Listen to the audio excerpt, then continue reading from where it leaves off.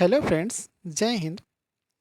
शिक्षण कौशल में आज हम अध्याय 5 प्रारंभिक शिक्षा के नवीन प्रयास का हमारा ये चौथा क्लास है, जिसमें हम पढ़ने वाले हैं राष्ट्रीय बाल श्रम परियोजना, पोषाहार वितरण योजना और कुछ महत्वपूर्ण जो प्रश्न आए हुए हैं टेट और सुपर टेट में, उसको हम देख लेते हैं। हमने एक तिरंगा सीरीज करके एक प्लेलिस्ट बना दिया है।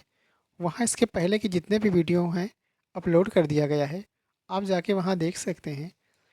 आपको इस वीडियो का पीडीएफ इसके डिस्क्रिप्शन बॉक्स में मिल जाएगा। यदि पहली बार देख रहे हैं तो प्लीज़ चैनल के साथ जुड़ जाइए, वीडियो को लाइक कर दीजिए, चैनल को सब्सक्राइब कर लीजिए, बेल आइकन प्रेस कर दीजिए।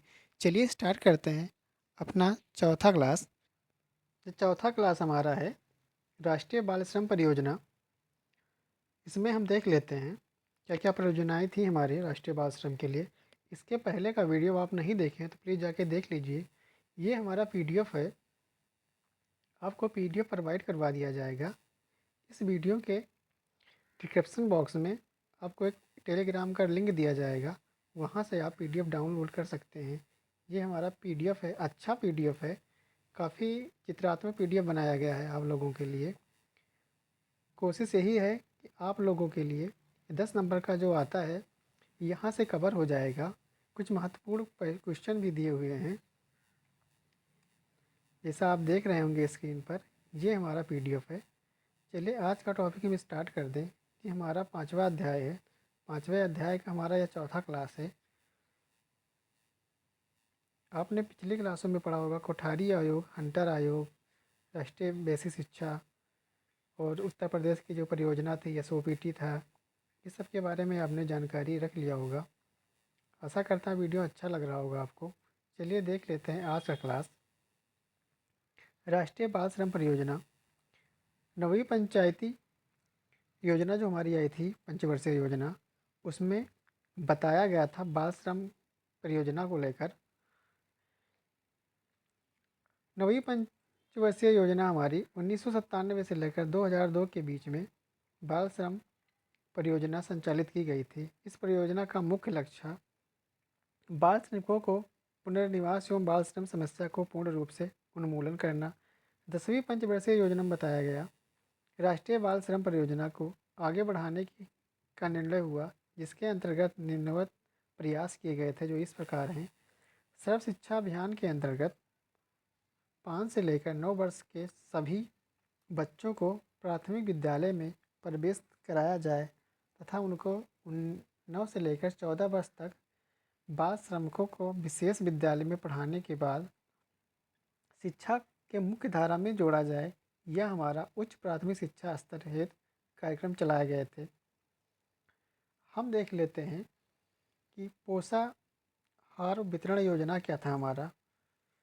तो आपको भी पता होगा कि यह योजना हमारा 15 अगस्त 1995 को लागू किया गया था, जिसके अंतर्गत कक्षा 1 से लेकर 5 तक प्रदेश के सभी सरकारी, प्रदेशीय विद्यालय और राज्य सरकार द्वारा सहायता प्राप्त प्राथमिक विद्यालयों में पढ़ने वाले सभी बच्चों को 80% उपस्थिति पर प्रति माह गेहूँ और चावल दिए जाने का प्रावधान किया गया था। जैसे आप जब छोटे रहे होंगे या आपके बड़े भाई या बड़ी सिस्टर जब छोटी रही होंगी तो उनसे बात करिएगा।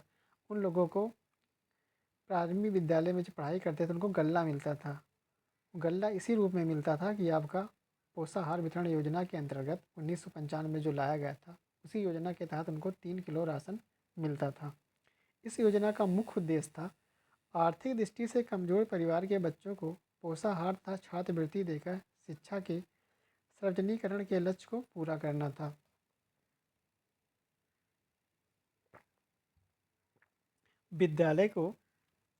विद्यालय में आने वाले प्रत्येक बच्चों को यह आकर्षित करता था कि हम जब स्कूल जाएंगे तो हमको 3 किलो चावल या गेहूँ मिलेगा और कुछ वजीफ़ा होता था, जैसे पहले कहते थे उसे, लगभग 300-350 रुपये तक मिलता था 6 महीने पे।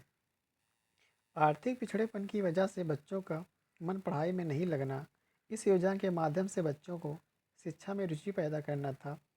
बच्चों को स्वस्थ एवं पुष्ट बनाना था कि जब बच्चों को 6 महीने में 300 रुपया मिलेगा तो कुछ खाने पीने का हो जाएगा और कुछ कपड़े की व्यवस्था हो जाएगा। उस समय 1995 में 300 रुपये का बड़ा मात्रा आज के हिसाब से देख लें तो उस 300 रुपये की कीमत लगभग आज 3000 के बराबर है।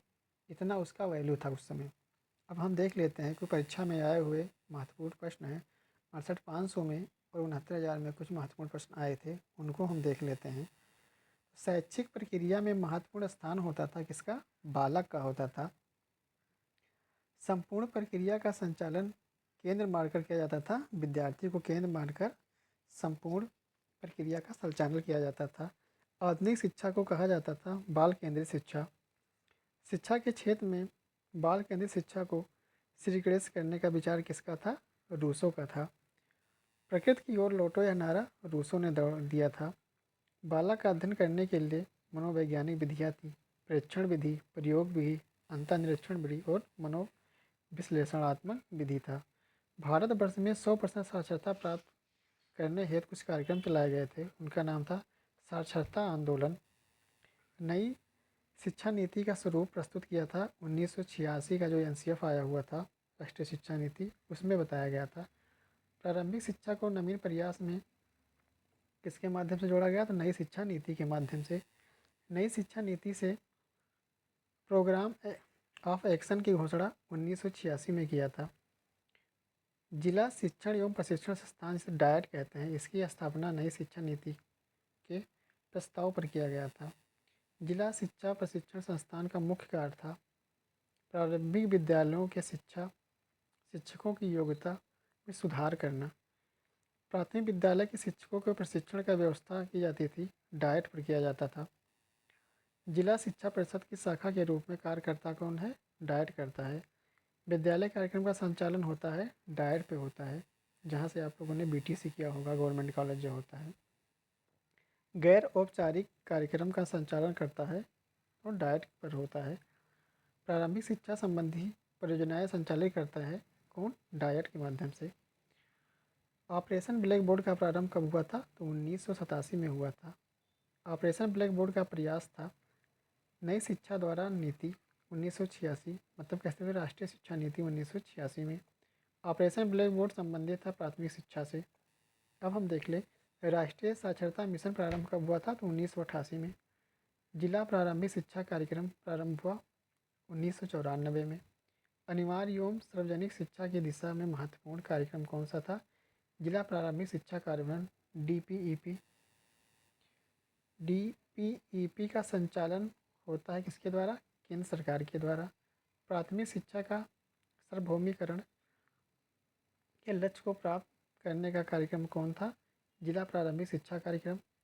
मध्याह्न भोजन परियोजना प्रारंभ हुई 15 अगस्त 1995 को। मध्याह्न भोजन योजना का उद्देश्य क्या था? प्राथमिक विद्यालय के बच्चों को पोषाहार की व्यवस्था कराना। प्राथमिक विद्यालय में नामांकन में वृद्धि करता था, किसका उद्देश्य था? मध्याह्न भोजन योजना का। प्राथमिक विद्यालय के बच्चों को पका हुआ भोजन देने का प्रावधान किया गया था 2001 में पूर्ण मिड डे मील की व्यवस्था की गई थी, 3 किलो चावल प्रतिमाह। कक्षा 1 से 8 तक के बच्चों को विद्यालय के प्रति आकर्षित करने के लिए अभियान चलाया गया था, स्कूल चलो अभियान।